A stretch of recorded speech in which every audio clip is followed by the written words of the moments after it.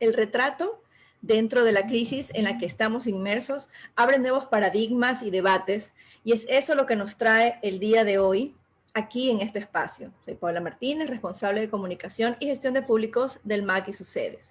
Les damos la bienvenida a todas y todos desde el MAC, el Museo de la Ría, desde donde se desarrollará la charla acerca de el retrato en el 2020, en el marco de la muestra Retratando Sobrevivir.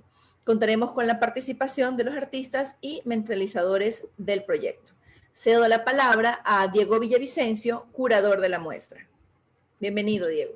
Muchas gracias, Paola. Buenas tardes, un gusto. Saludos para ti, para toda la gente del MAC que siempre nos recibe con las puertas abiertas. Y nosotros pues nos encontramos muy gustosos primero de estar haciendo una exposición en este valiosísimo museo que pues prácticamente lo hemos disfrutado desde el inicio, desde la inauguración, y en la cual hemos podido también disfrutar, valorar el impacto de la gente, la motivación que hemos tenido durante todos estos días, estas semanas, ha sido sumamente importante, y en base a eso pues hemos querido desarrollar esta charla del retrato en el 2020 como una especie de exploración, vamos a decirlo de esta manera, acerca de cómo los artistas estamos pautando y cómo los artistas queremos que se nos evidencie dentro del contexto de lo que fue la pandemia, y cómo también a través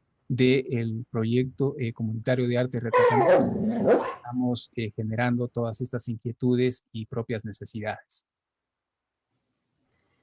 Perfecto.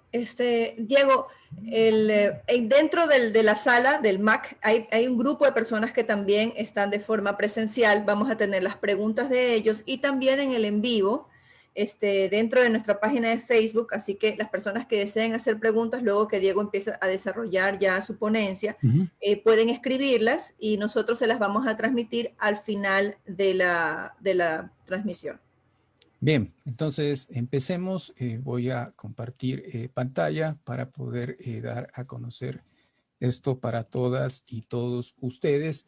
La idea es que nosotros pautamos desde este sentido, que incluso justo quiero comentar que obedece a este diseño que lo hemos manejado para esta exposición Retratando Sobrevivir, y que es un diseño que tiene algunas puntualidades. En este caso, por ejemplo, es un diseño que viene a ser casi como una especie de etiqueta, una especie de packaging de una posible medicación o un medicamento, y bajo ese sentido queríamos que tenga pues estas condiciones, vamos a decirlo un poco escuetas, relacionadas hacia la farmacología, y nos interesaba que todo el contexto, ya sea del programa pedagógico como del de la inauguración, tuviera este matiz y estas características. Esta charla yo la he denominado El retrato en el 2020 porque creo que es preciso hablar de este aspecto, y creo que también es preciso que nosotros podamos comprender cuán importante ha sido esta asimilación de una gran cantidad de artistas, de más de 170 artistas de 14 países del continente americano, que nos hemos volcado hacia ese punto.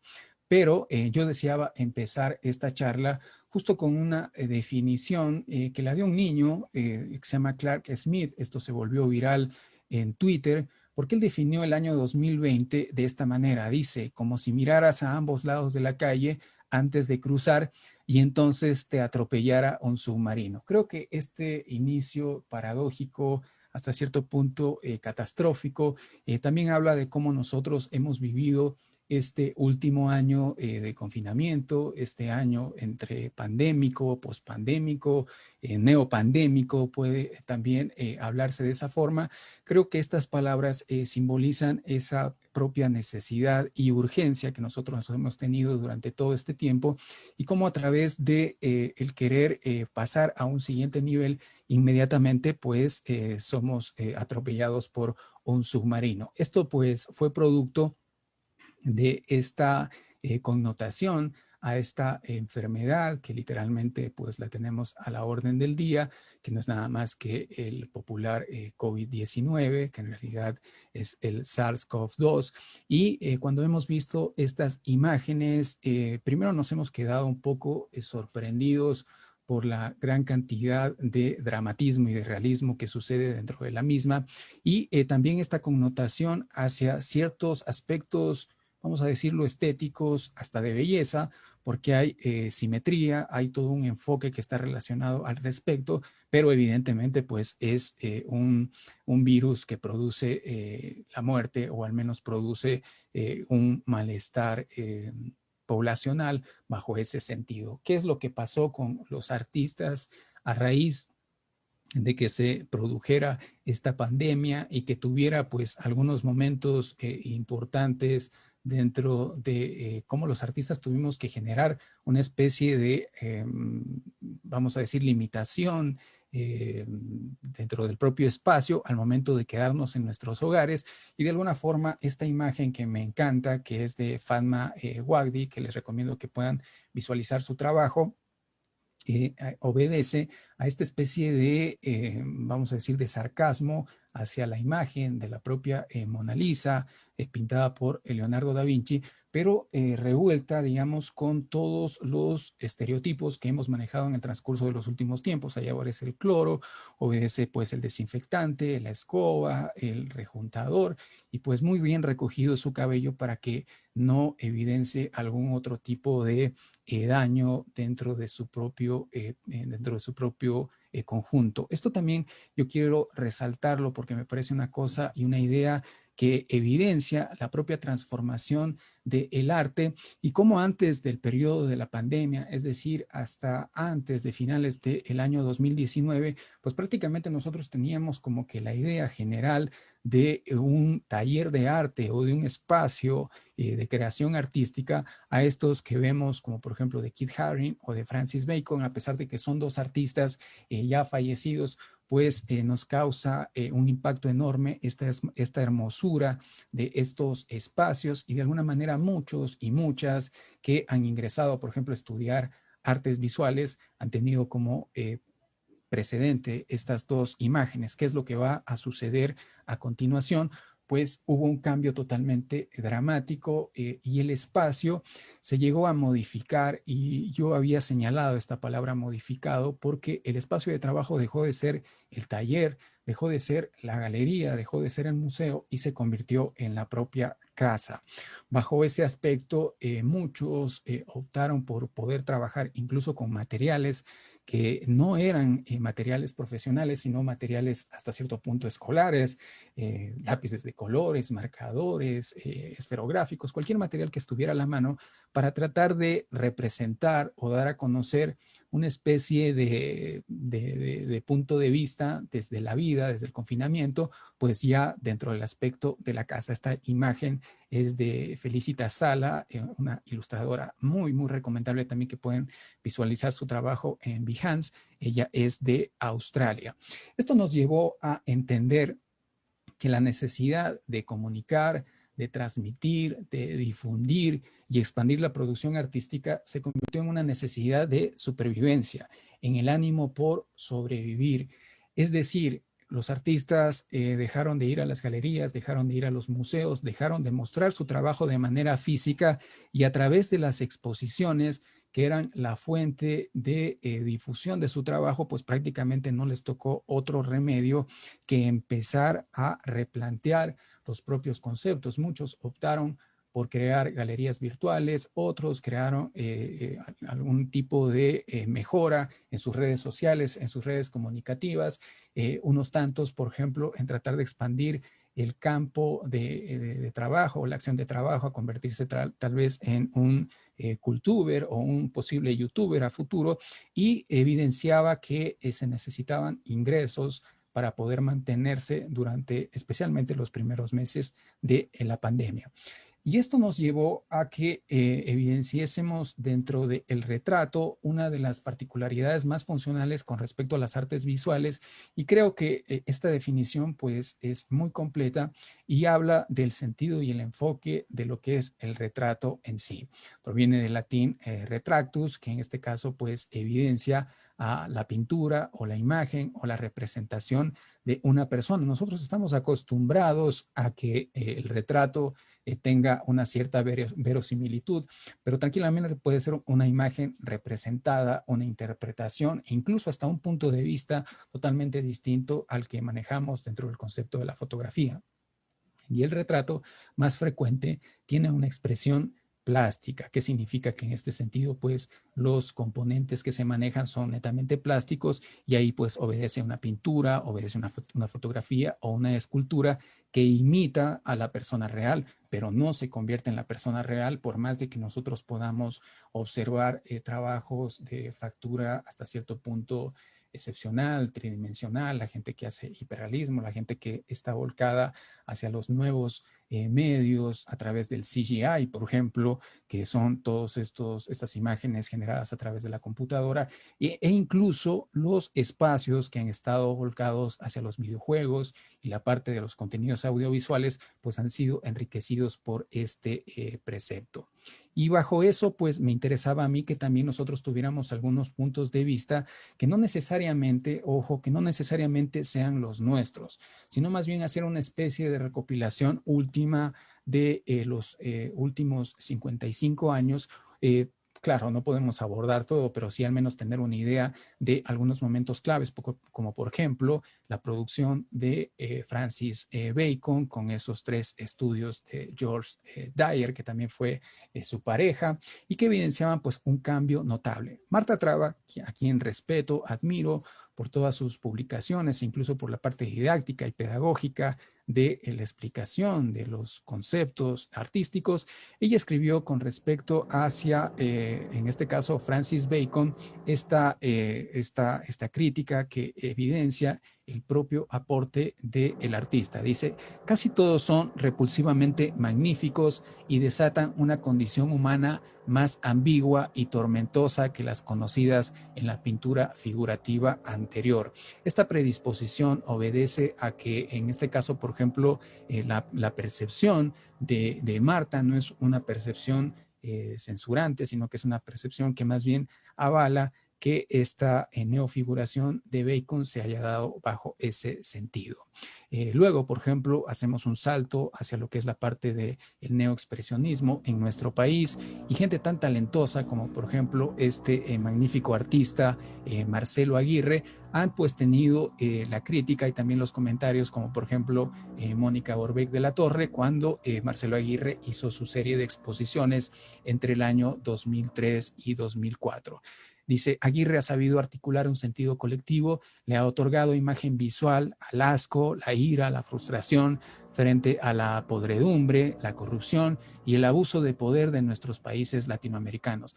Estas dos iniciales manifestaciones de gente que ha estado vinculada hacia la parte de la crítica y la curaduría me parecieron sumamente interesantes de volcarlas dentro de su punto de vista de cómo se ha manejado o cómo ha sido el retrato dentro de un aspecto importante. A nivel nacional, Julio César Abad Vidal también dio su punto de vista hacia Jorge Velarde en la exposición Slow Painting en el año 2014, y él nos da una connotación totalmente distinta a las dos previas. Dice, la presencia notable de autorretratos dramatizados se ecumenicó su ecuménico amor al arte de la pintura, es decir, su universal amor a la pintura. En esta ocasión sus referentes son los íconos bizantinos y la obra de Magritte, los retratos de su círculo afectivo, siempre su esposa Anabela, y los realizados por encargo. Esto dentro de una especie de recopilación de lo que surgía efecto en relación a lo que presentaba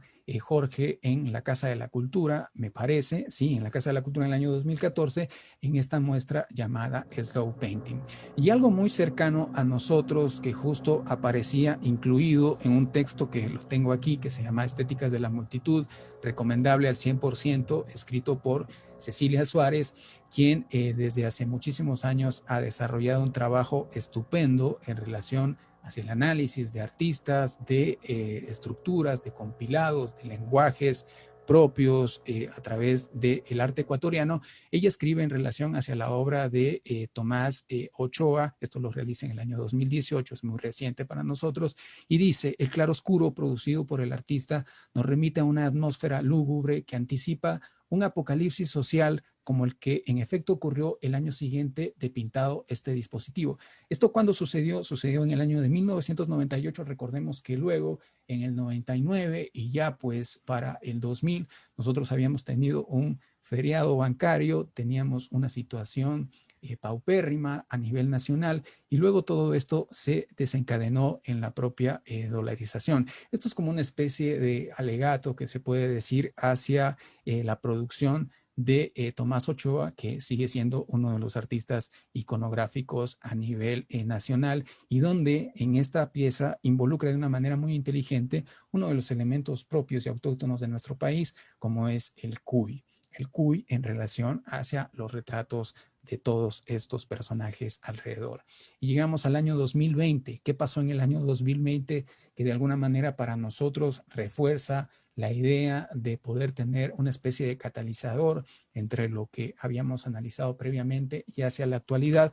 Pues pasó esto, pasó que cuatro artistas visuales de Guayaquil, de Miami y de Loja, en este caso Martín, que está radicado en Miami, encontráramos una especie de comunidad que queríamos compartir con los participantes y sacar a la luz su producción artística. Está ahí Abdón Segovia, está Martín Cano, está Cristian Moriano y Diego Villavicencio, mi persona, haciendo las veces de directiva de este proyecto. ¿Qué queríamos conseguir con Retratando Sobrevivir? Es un proyecto comunitario de arte que se convirtió en una plataforma de difusión de los artistas del retrato.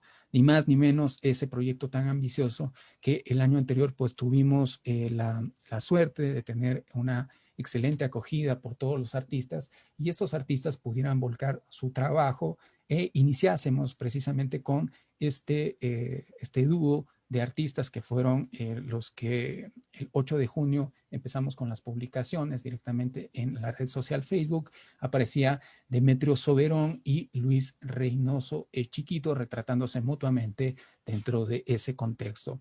La experiencia fue tan grata que en realidad todos estamos un poco enterados de este aspecto y quería yo mostrar el inicio y el final porque me parecía sumamente interesante, inclusive la relación que existe entre la parte gráfica, el dibujo, la forma más básica de comunicación artística está desarrollada al inicio y está desarrollada al final con esta pieza colaborativa entre Joaquín Serrano y Abdón Segovia. Estos momentos para mí fueron muy importantes, primero porque demandaron de nosotros, de los cuatro directivos y de todos los participantes, 6 meses continuos de publicaciones en Facebook y que además pues esos 6 meses tenían una proyección de mostrar un trabajo netamente artístico. El retrato, por lo tanto, es una composición visual que conecta sensaciones, en este caso sensaciones del espectador, con la imagen emisora en el todo y sus partes. Esto me parece una cosa sumamente asertiva. Esto lo quería yo incluir dentro de mi propio pensamiento, dentro de la propia filosofía, incluso basándome en toda la producción curatorial que nosotros la hemos desarrollado y la hemos dirigido durante todo este tiempo. Me parecía que era lógico que podamos hablar del retrato tanto del producto final, que lo podemos ver en la sala de exposición del Museo Antropológico y de Arte Contemporáneo, como también podamos analizar y ver cada una de sus partes y que jueguen dentro de ese propio contexto. Me parecía a mí interesante que pudiéramos empezar con la parte de la mirada, que creo que es fundamental para poder entender un retrato. Siempre cuando miramos a alguien más, cuando tenemos esa retroalimentación, podemos entender cómo a través de la mirada nosotros encontramos esta comunicación directa con el propio espectador. Los artistas formulamos diferentes tipos de aproximaciones y me parecían que estos retratos comunicaban más allá de una mirada dirigida, de una mirada potente, de esa percepción de mirar directamente sin ningún tipo de limitaciones. También un concepto que ya se lo había venido manejando, no es un concepto nuevo, es un concepto que artistas como por ejemplo Edouard Manet en su pieza Olimpia declaraba que precisamente en este caso el personaje principal nos mire directamente. Lo mismo pasaba con el almuerzo campestre. ¿Qué pasa con el respecto hacia la mirada? ¿Qué sucede en relación a la mirada? ¿Dónde podemos nosotros encontrar estas particularidades? Pues uno de los argumentos que los artistas usan para crear es la visualización propia en el reflejo del otro, como un signo de proyección y acercamiento a la realidad circundante, perdón, es decir, validan la mirada inquieta en la percepción propia expuesta en los ojos que los miran. Cuando nosotros nos detenemos frente a alguien y podemos observar directamente su propia percepción, nuestro reflejo, incluso en sus ojos, podemos sentir que ahí hay una comunicación directa. En el caso del retrato, pues eso es fundamental para que estos retratos realmente nos puedan hablar y puedan generar una especie de comunicación activa con nosotros. Acá está otro claro ejemplo, estos magníficos ojos pintados o dibujados por Vlado Torres, que pues nos transmite esa sensación de inquietud. No sabemos qué es lo que realmente nos quiere decir, no sabemos si es una especie de visualización hacia la propia feminidad o también nos quiere comunicar una latencia que está activa dentro de ese punto. Yo he seleccionado algunas piezas que considero que el eje principal ha sido netamente la mirada y en base a la mirada pues netamente es el tema que nos atrae y que nos convoca. Aquí hay dos piezas magníficas que juegan con esta percepción de Marco San Martín y Enrique Estuardo Álvarez. Son artistas que de alguna manera han creado y han condicionado la mirada como argumento del retrato. Aquí no se trata, ojo, no se trata de que estamos viendo una técnica o que estamos viendo una apreciación real o una apreciación, por ejemplo, con patrones figurativos en el fondo, no, sino se trata de que estas piezas realmente nos están viendo a los ojos. Tengo otros dos ejemplos que también hablan de esa percepción, de Cristian Moriano y de Yuri Ponce. Lo curioso es que podemos conseguir eso no solo con lenguajes artísticos tradicionales, como por ejemplo el dibujo, la pintura en acrílico, el óleo, sino también, por ejemplo, en lo que es cerámica tipo trencadís, que en este caso Cristian ha compartido con nosotros dentro de su propio proyecto. Luego decidí que el otro tema que me llamó la atención durante todas las publicaciones y que creo que a la gente también le ha dejado así con un muy buen gusto y con una percepción hacia cómo nosotros nos involucramos con el resto de los individuos, es netamente el gesto. Y este gesto pues se evidencia aquí muy claramente como una especie de modificación propia de la imagen, pero en una especie de pose. Esta pose yo creo que es clave para poder entender cómo nosotros nos activamos al momento de generar una respuesta fotográfica en una primera parte y luego esto se puede traducir en ilustración, se puede traducir en dibujo con esferográfico, se puede traducir en pintura, digamos, un poco más expresiva o se puede traducir en la propia acuarela, no importa, lo que importa es que este gesto realmente nos pueda concebir una idea de algo más, es decir, que este retrato no sea simplemente una representación facial, sino que nos cuente algo más de la posición de su cuerpo y específicamente de los brazos y las manos.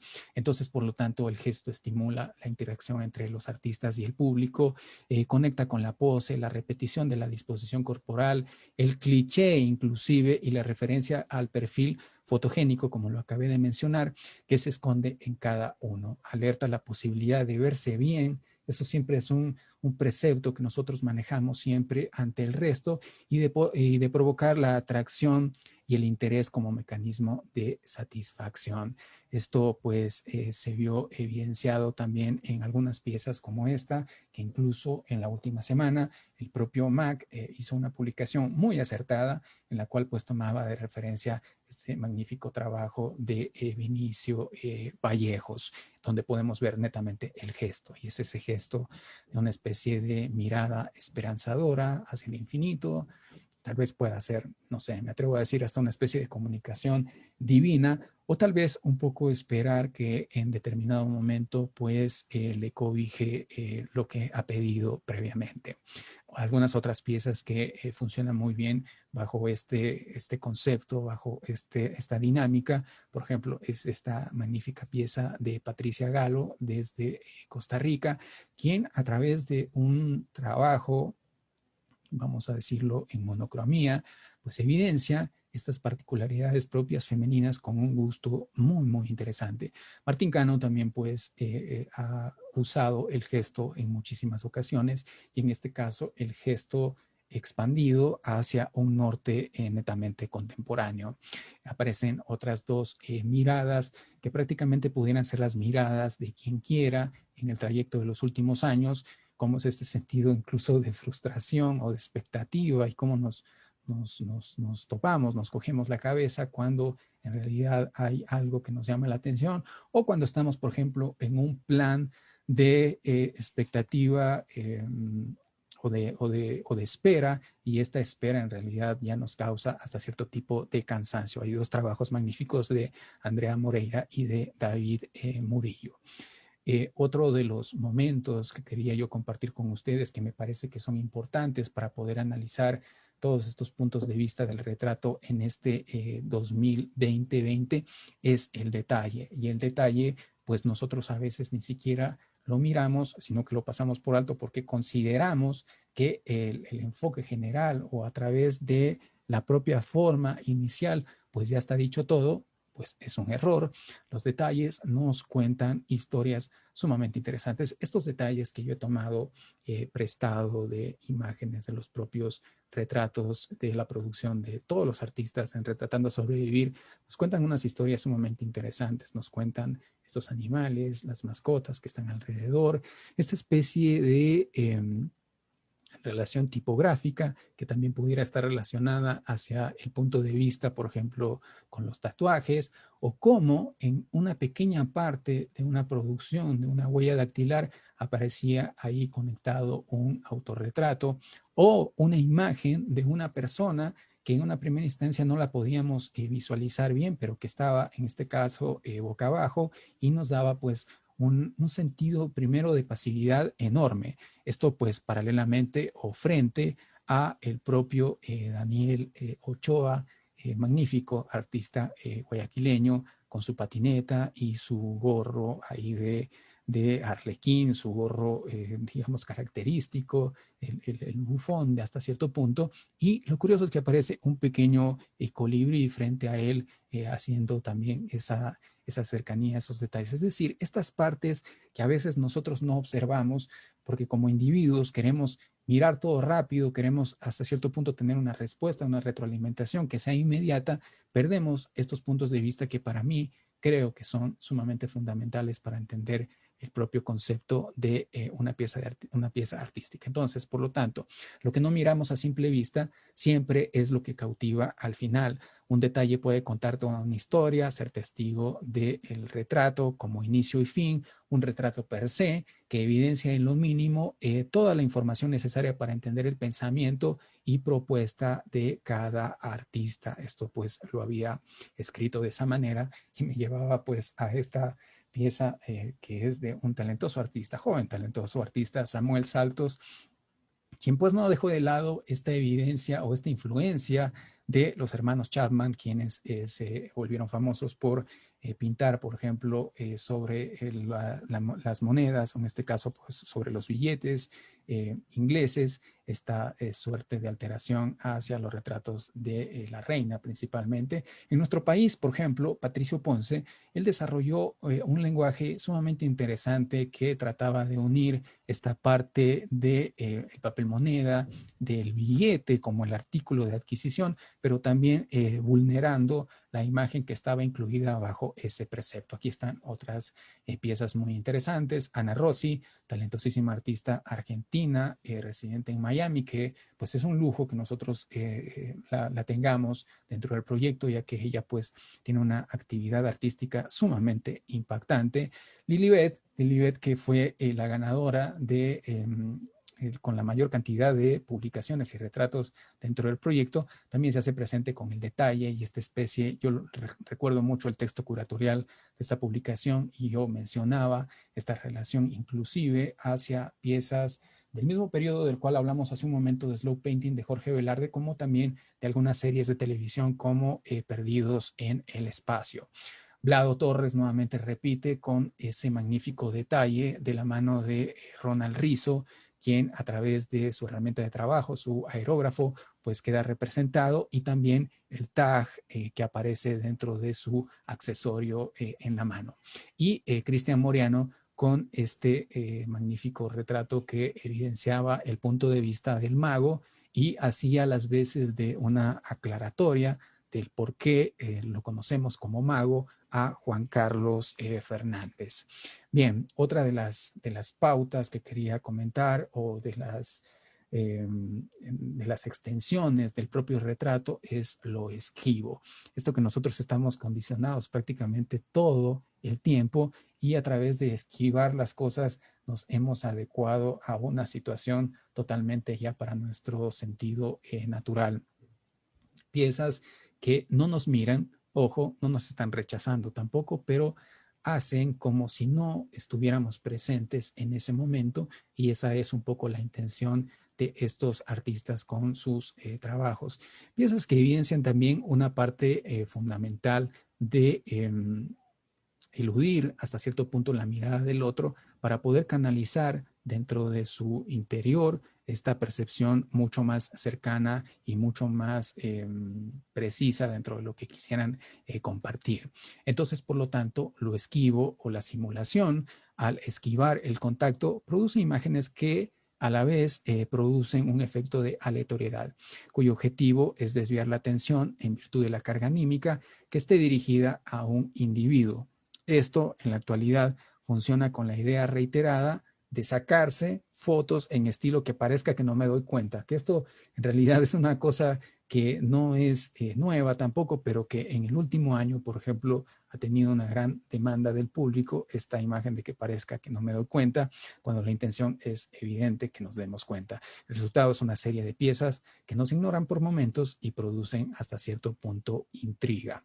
Entonces tenemos trabajos tan sobresalientes como esta pieza, que pudiera parecer o pudiera relacionarse muy bien con todo el trabajo, por ejemplo, de los artistas divisionistas italianos contemporáneos a los impresionistas, o que tiene ese aire sumamente interesante y que nosotros incluso habíamos reconocido en alguna de las premiaciones del proyecto. Estas otras piezas que tal vez ustedes pueden decir, la pieza de Iván Castro que está a su izquierda nos está viendo, no nos está viendo, está esquivándonos y literalmente atraviesa la mirada hacia un punto externo, y por eso me causa a mí tanto interés este trabajo. Además que Iván Castro es un joven artista talentosísimo que auguro mucho futuro dentro de su producción, y que veo, por ejemplo, en piezas como esta, una calidad que no había visto yo en artistas jóvenes hace mucho tiempo. Freddy Fiallos también hace pues esta toma referencial fotográfica, la convierte totalmente en arte digital, y a través de sus trazos podemos ver a un Abdón un poco, qué sé yo, ensimismado por lo que pueda suceder en el infinito, pudiera ser esa percepción. Otras dos piezas que también nos esquivan son estas muy interesantes de Marco Barahona y de Fernández o Fernando Calle. Ambos artistas también nosotros los incluimos en alguna de las premiaciones o de los reconocimientos que tuvimos en todo el proyecto, en las publicaciones en Facebook. Esto nos lleva, luego de ver qué es lo esquivo, evidentemente vemos qué es lo extremo. Y a través de lo extremo podemos darnos cuenta de piezas como estas, ¿no? Hay artistas que son natos para poder crear piezas extremas, piezas que nos jueguen hacia esa parte un poco visceral, hacia la parte incluso en la cual nuestro estado anímico pueda ser vulnerado por el impacto que nos producen en determinado momento.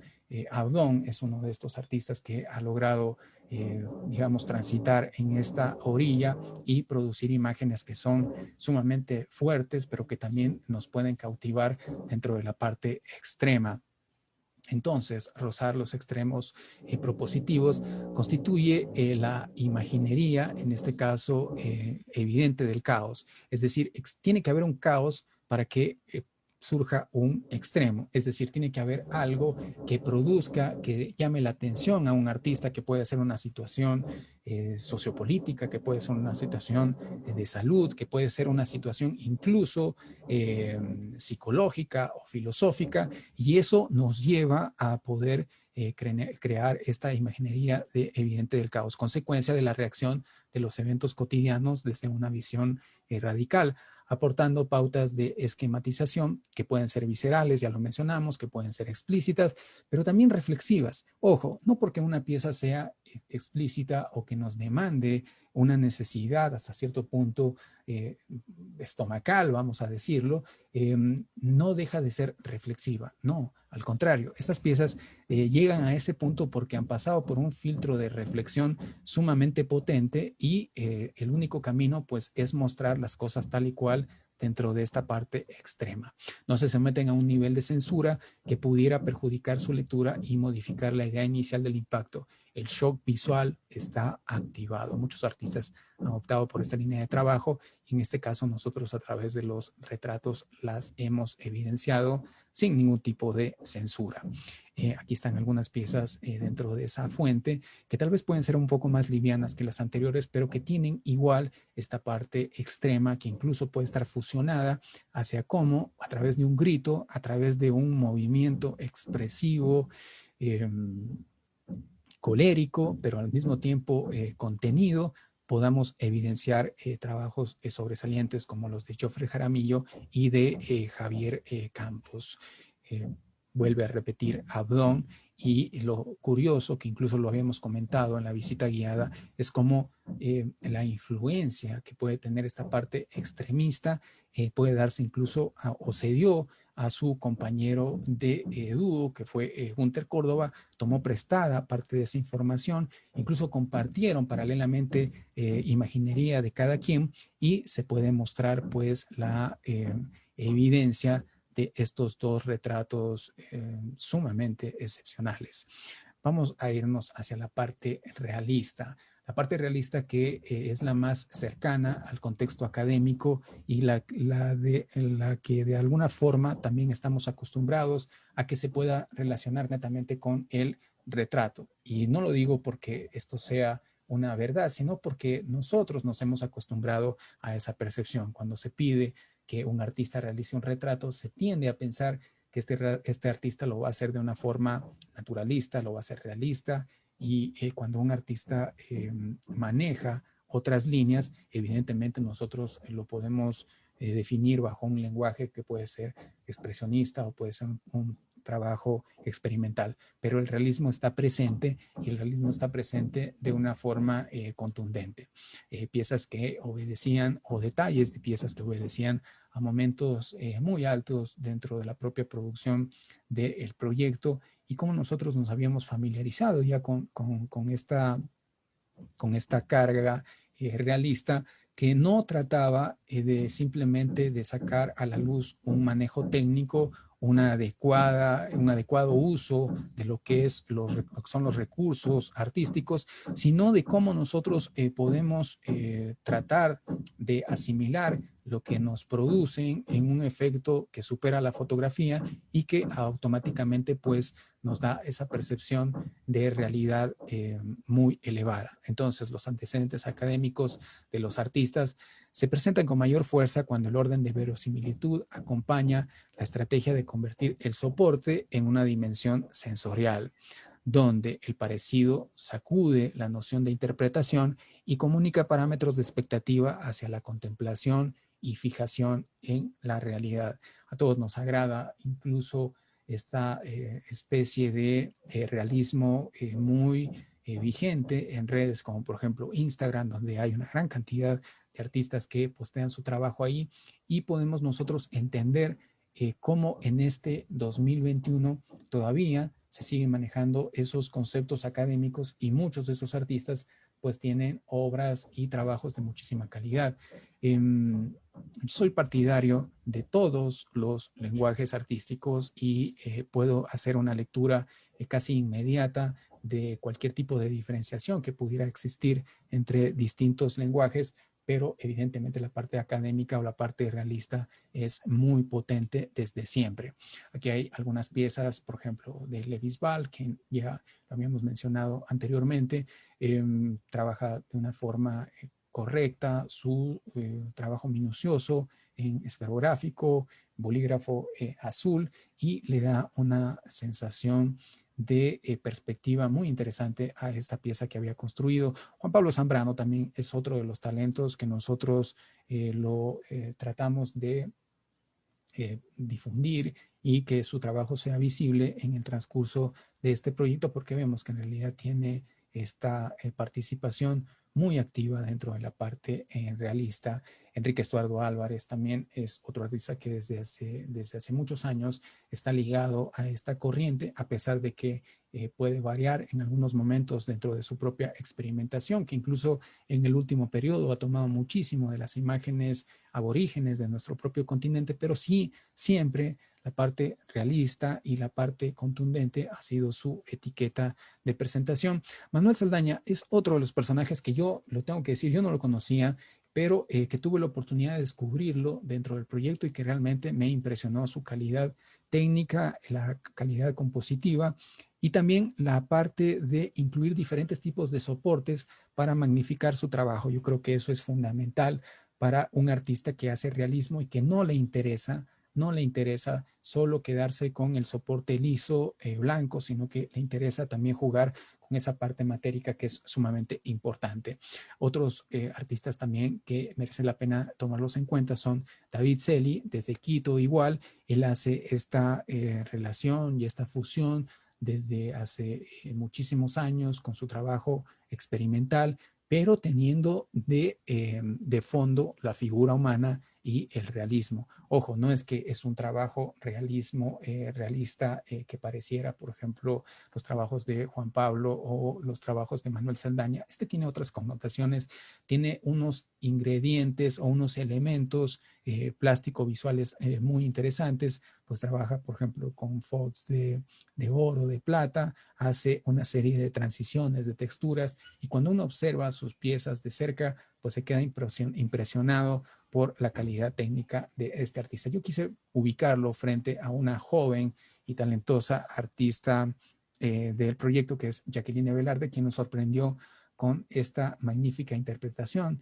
de Levis Ball haciendo o minimizando los recursos para sacarle un mayor provecho y dándole énfasis a esa aguada y esa acuarela que nos presentaba a continuación. Aquí quise incluir un trabajo mío propio, sin alarde, ojo, que no se malinterprete esto. Este trabajo, en realidad, me agradó muchísimo hacerlo, es una técnica seca y obedece a estos puntos que estábamos hablando al inicio del artista transportado desde su taller hacia su domicilio. Está hecho, por ejemplo, fusionando grafito, carboncillo. Yo recuerdo que Cristian Moriano me dijo, ¿cómo es posible que hayas juntado grafito y carboncillo en la misma técnica y bueno, ahí está el resultado, está lápiz blanco, está también sepia y sanguina y frente a este está el retrato que me hizo en el sentido retrato policial el propio Enrique Estuardo Álvarez con un manejo excepcional en escala de grises y tratando de capturar al máximo la esencia del retratado. Tenemos unas dos partes finales antes de terminar esta charla que quiero hablar sobre el concepto de la parte digital. Lo digital siempre es sumamente importante que nosotros lo tomemos en cuenta, pero ya desde siempre y que le demos la validez que realmente merece.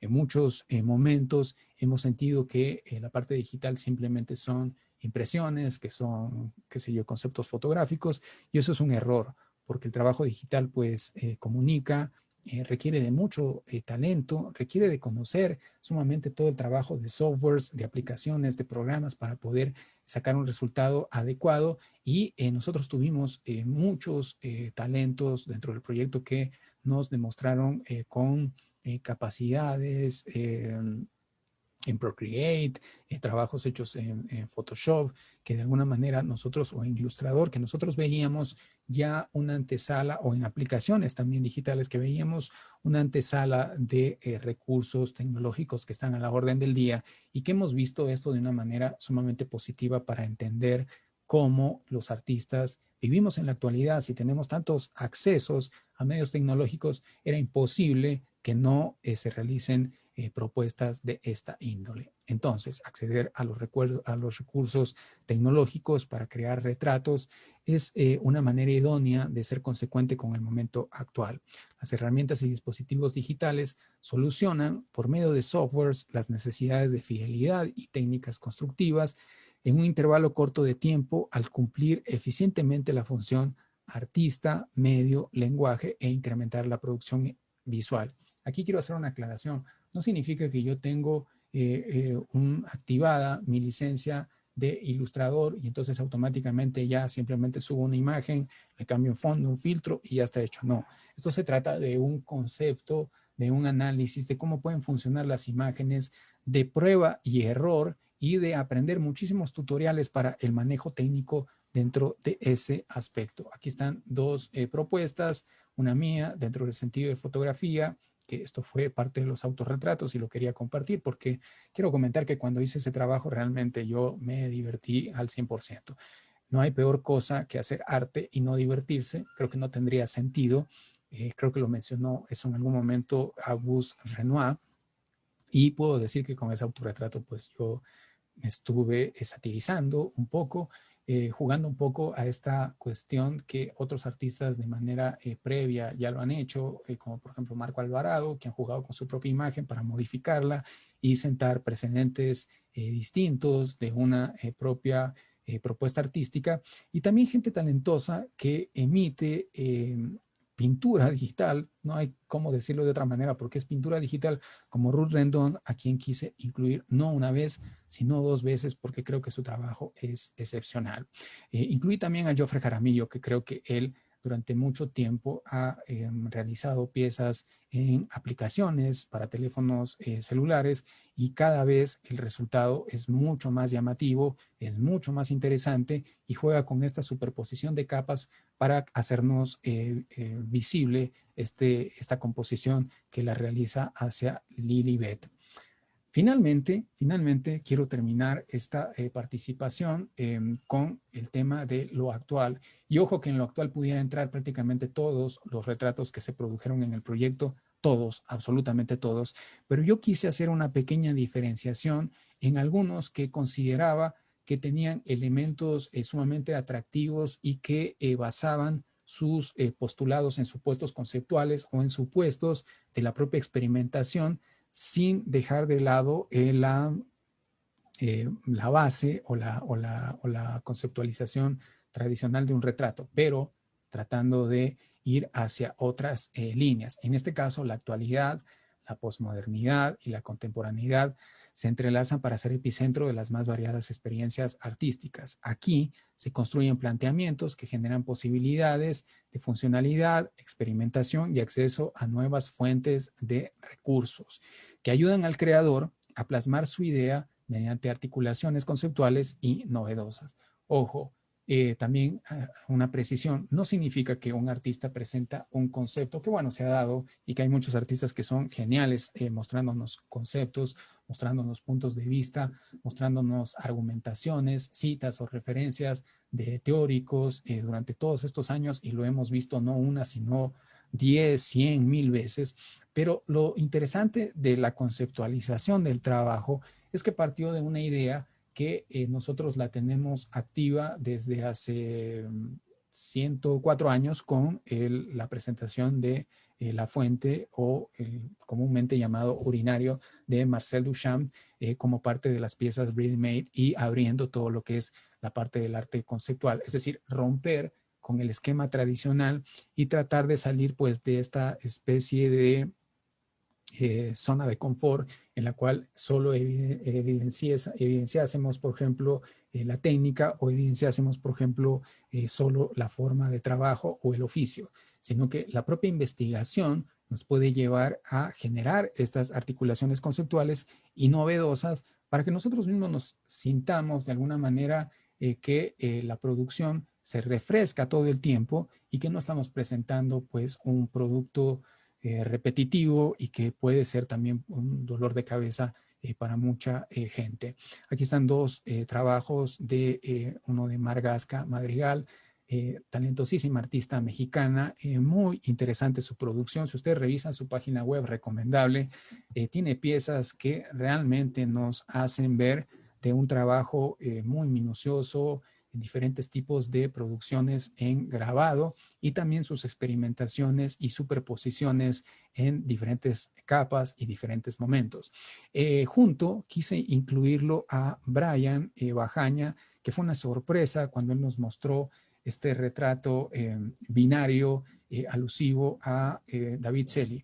Cuando nos presentó ya en conjunto la pieza, pues evidentemente esta es una pieza que tranquilamente pudiera participar en cualquier exposición contemporánea en cualquier parte del mundo, y no estoy exagerando, es muy bueno el trabajo. Y lo interesante de Brian es que partió desde la propia pintura y de cómo fue esquematizando sin usar un filtro de Photoshop, sino partiendo desde una pintura, y luego, ya que tuvo la pintura, lo transformó a esto, a una suerte de espectro binario muy interesante. De cerca es una obra magnífica, son de esas obras muy pulidas que pues nos hacían ver a un talento enorme que está dentro del propio proyecto, y muy joven también Brian. Otros dos artistas, Fabio Caraguay, quien está actualmente en los Estados Unidos con una producción que denota una madurez artística sumamente interesante, y que me interesaba que pudiera tener una correlación con el propio David Celi. Ya lo había nombrado David Celi, pero tengo que nombrarlo nuevamente. Es un artista excepcional que ha logrado capturar también con poca edad. Son ambos artistas muy jóvenes que en realidad tienen propuestas sumamente fuertes, contundentes, y que usan dentro de sus recursos el retrato para poder catapultar una idea o un origen. Es decir, son artistas muy novedosos, pero que no dejan de lado esta parte de la propia figuración. Finalmente, Patricio Ponce, quien ya lo conocemos y quien ya ha pautado un camino sumamente importante a nivel nacional y fuera, un artista que ha logrado incluso hacerse de salones en diferentes ciudades y también crear esta expectativa de qué es lo que nos puede presentar. Ahí estaba con un excelente trabajo y retrato hacia Martín Cano, y luego Martín Cano haciendo este espectro muy interesante. Son de estos retratos que uno los mira una y otra vez y que siente una satisfacción, porque primero obedecen ya una idea que parte de otro argumento, de otro precepto, y luego cómo nos oculta su propio rostro, el rostro en este caso de Washington Guayasamín, y luego Washington aparece como imagen oficial de su propia camiseta.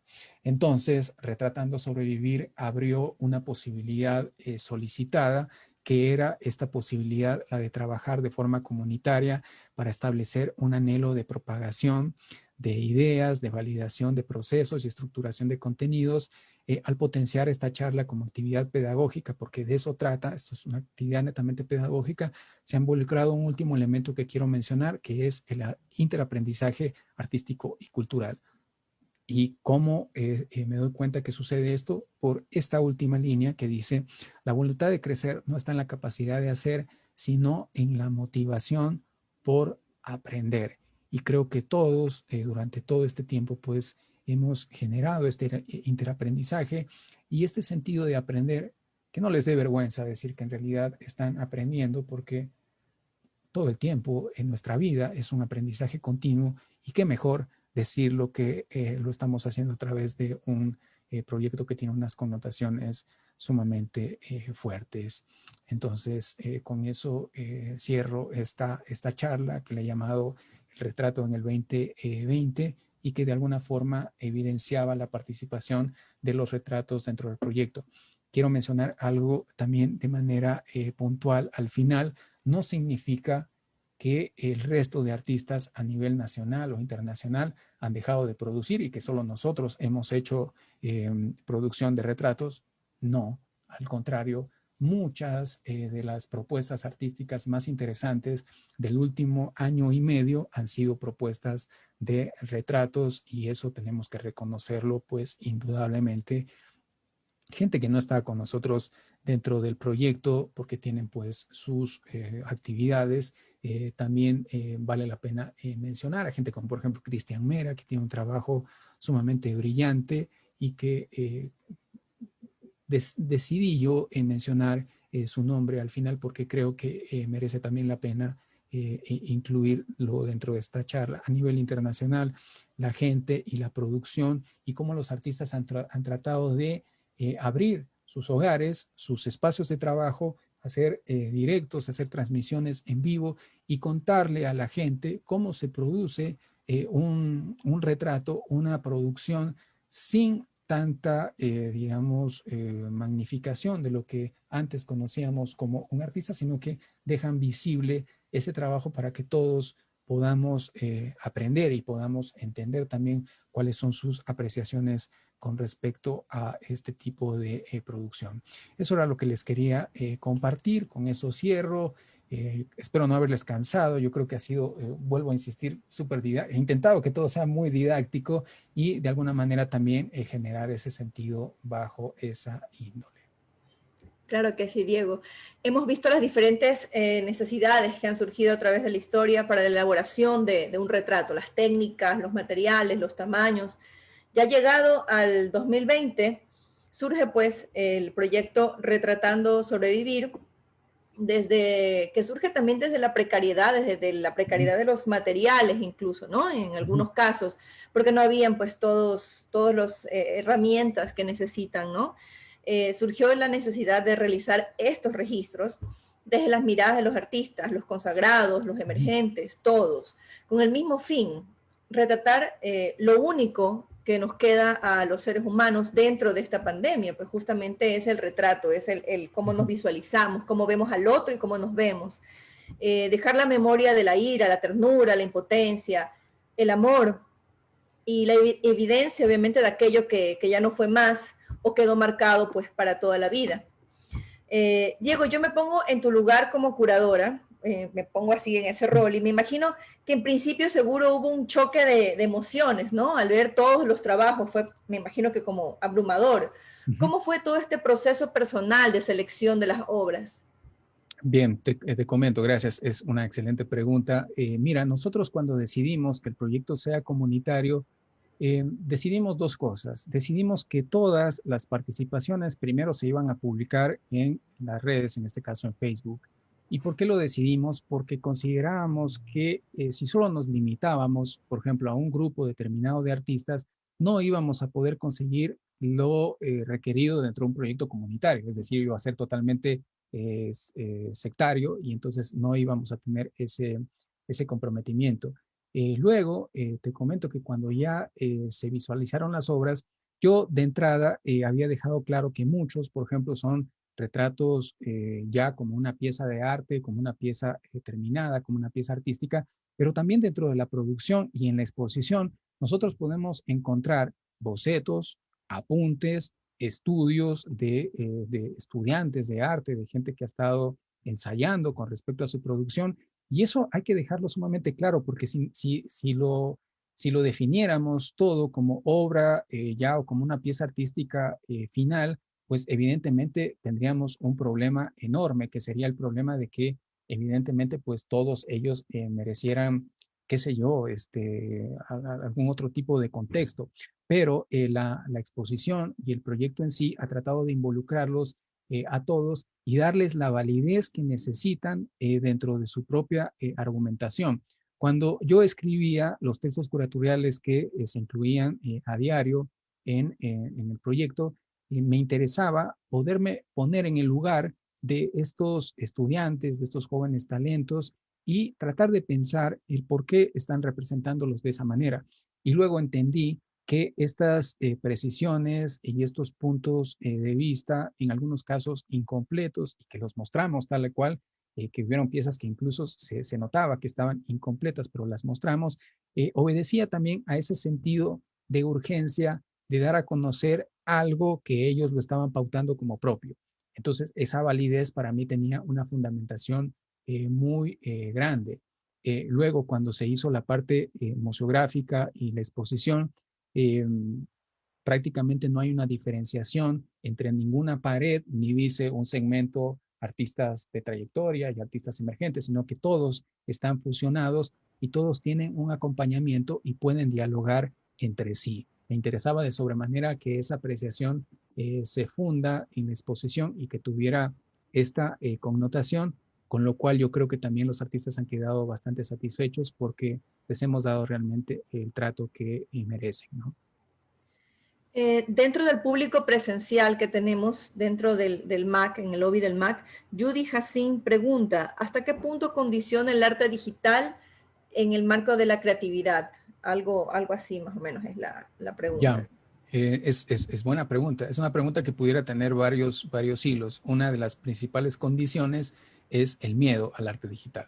Es decir, si yo, por ejemplo, me piden y me dicen, por favor, necesito que me haga una ilustración, vamos a decir, de Paola, del Mac, y vamos a hacer una ilustración de Paola, y si tengo miedo de usar un dispositivo, utilizar un software con el cual puedo agilitar ese trabajo, esa va a ser un condicionante. Entonces, lo primero que hay que hacer es eliminar el miedo. Y si nos equivocamos, no pasa nada, pues podemos seguirlo haciendo hasta que podamos aprender. Luego, el arte digital puede tener unas particularidades sumamente claras, que son las de la propia funcionalidad. Podemos presentarlo dentro de los dispositivos, por ejemplo, en una tableta, podemos presentarlo en un visor o podemos presentarlo impreso o incluso como una suerte de producción audiovisual que también tendría quizás mucho más lógica porque al final de cuentas nosotros lo estamos produciendo y lo estamos planeando bajo esos mecanismos. Entonces creo que sería lo ideal. No le veo yo, ya analizando fríamente la pregunta, no le veo una condición hacia que si ese tipo de arte pudiera ser, tal vez la idea de la pregunta es que si ese tipo de arte puede ser mejor o peor que el otro, o que si esto es arte y lo otro no. Creo que no. Creo que justo yo lo había evidenciado al inicio y había comentado que la producción artística, independientemente de la que fuere, debe tener una validez primero del artista y estar seguro, así yo haga una línea o haga una fotografía o haga un montaje digital o haga un collage, tengo que estar seguro de que la producción que estoy haciendo surge efecto en mí y que por lo tanto quiero comunicar con el resto. Ahí es cuando recién empieza a generar un aspecto mucho más claro y relacionado hacia la parte artística. El compañero Abdón Segovia, que es justamente parte del equipo de Retratando Sobrevivir, nos hace también una pregunta. El protagonismo en este 2020, ¿quién es más importante? ¿El retrato en sí como oficio y expresión o el retrato de la colectividad, la unidad de cientos de artistas? El reconocimiento, dame un segundo que se movió, acá está. ¿El reconocimiento es de ambos o es a dúo también? Ya, ahí hay dos líneas para poder responder esa muy buena pregunta. Saludo a Abdón, que nos está también acompañando ahí desde el lobby del MAC. Primero, si yo soy un artista independiente, y cuando hablo de independiente, es decir, no tengo contacto, voy a ser extremo dentro de la palabra independiente, y no tengo contacto alguno con otros artistas, con colectivos, con curadores, siempre mi visión va a ser mi visión autónoma. Es decir, yo voy a decidir por mí mismo, voy a ver dónde muestro mi trabajo y dónde consigo que ese trabajo tal vez tenga una aceptación y generarme una especie de nicho o de público que realmente valore ese tipo de percepción. Eso, por ejemplo, pudiera ser si es que yo trabajo de una forma independiente, independiente en ese plano. Si trabajo de una forma independiente en el sentido colaborativo, pues va a ser mucho más práctico porque va a evidenciar una libertad mayor al momento de no tener, digamos, una presión, por ejemplo, de una galería, de un marchante de arte, sino que automáticamente yo puedo incluirme en cualquier participación que desee como una especie de mejorar mi perfil artístico o incluso por el solo hecho de aprender, como lo dije al final de la charla. Entonces, bajo ese sentido, yo creo que la percepción debe manejarse bajo el concepto de independiente, pero siempre estar dispuesto a poder colaborar dentro de un grupo, dentro de un colectivo, o incluso por ejemplo, cuando se me ofrece una posibilidad, por ejemplo, de montar una obra monumental. Entonces, por ejemplo, si tengo que hacer un mural, si tengo que hacer una escultura, digamos, monumental, pues evidentemente voy a tener esa visión mucho más clara y no me voy a dejar llevar por lo que me indique el contexto. Ahora, la segunda parte de la pregunta hablaba de un protagonismo.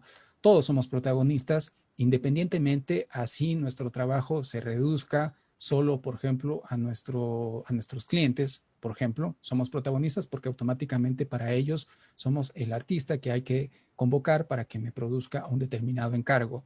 O somos protagonistas en un eje mayor cuando nos interesa comunicar de una manera desinteresada algunos aspectos o incluso conseguir a través de aspectos pedagógicos el transmitir la información que a mí durante toda mi vida me ha costado recopilarla. Y ojo, que eso no es una cuestión hasta cierto punto que se pueda decir gratuita, no, sino que es una cuestión que evidencia la satisfacción de la comunicación con el otro, del poder compartir esos contenidos, esos conocimientos y que estas otras personas, que esos otros artistas luego lleguen a superar esos contenidos iniciales. Entonces yo creo que ahí pudiera tener esa relación hacia el protagonismo, un protagonismo siempre en sentido positivo.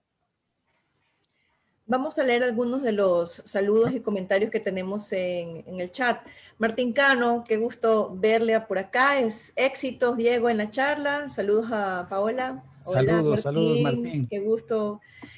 Marta Segovia Onofre también nos manda muchos saludos. Nuestro querido amigo también y artista y parte de este proyecto, Cristian Moreano, también nos saluda, Saludos. nos manda muchos abrazos.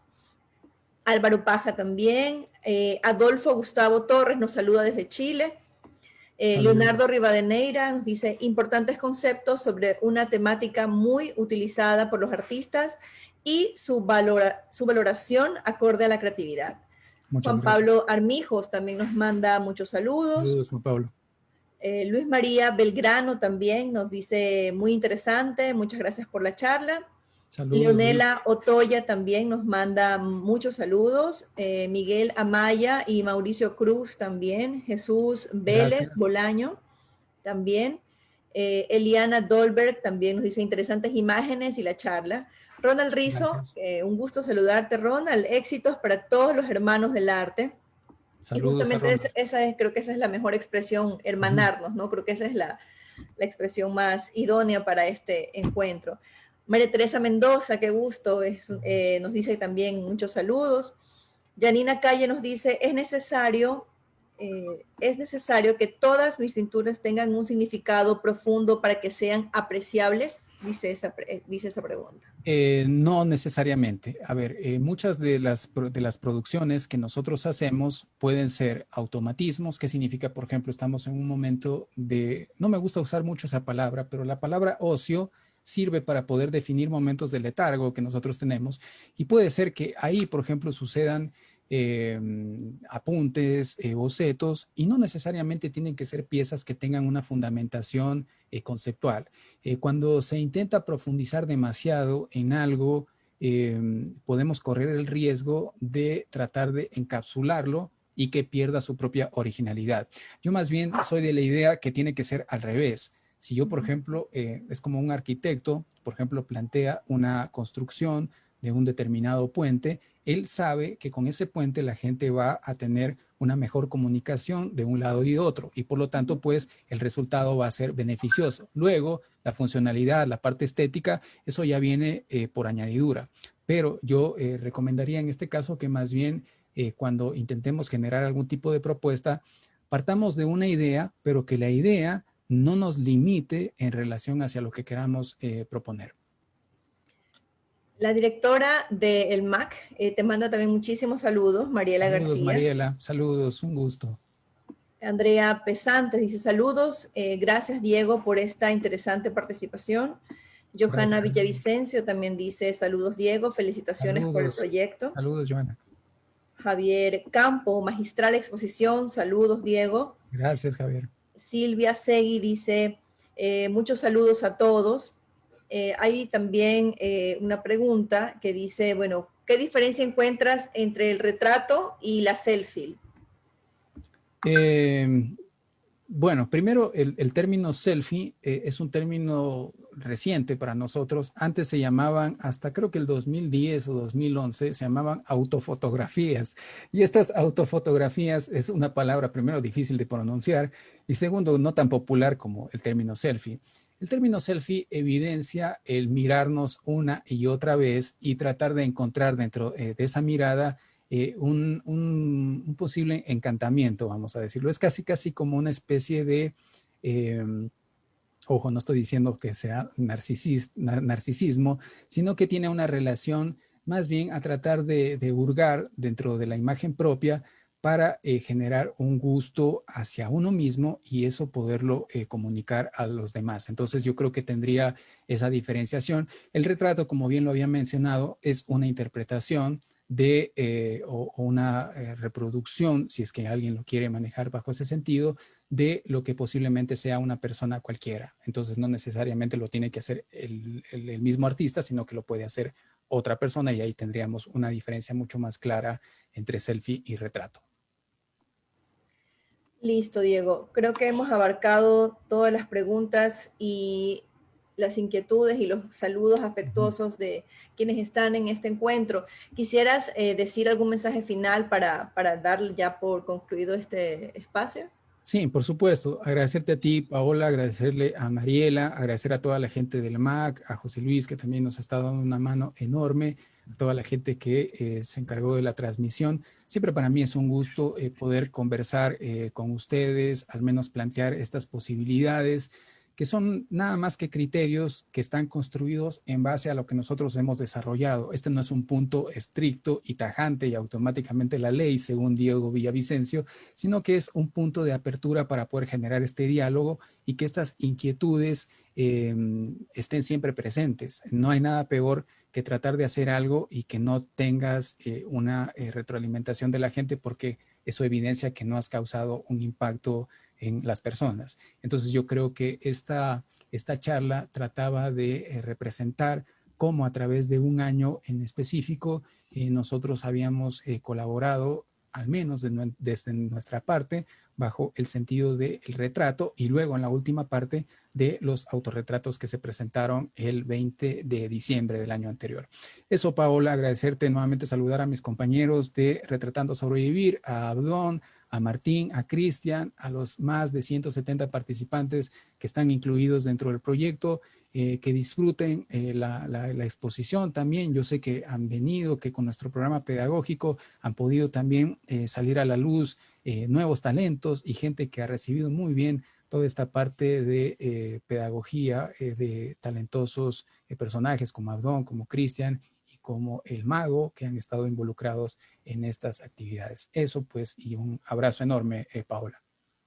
Muchas gracias, Diego, y justamente muchísimas gracias a todo el equipo que hace Retratando a Sobrevivir y también al equipo que trabaja en el MAC, a Agustín, a Sara Bermeo, a Sandra Solís, a Freddy Chico, a Carlos Fuentes, que juntos, obviamente también pues a José Luis Castro, que también hacen un gran equipo para poder llevar a cabo estos encuentros. Y bueno, Freddy Chico está de cumpleaños, así que le mandamos un fuerte, fuerte abrazo para él, que siempre está con nosotros en todos los en vivo. Y bueno, hemos dado por concluir este encuentro, deseándoles una hermosa tarde.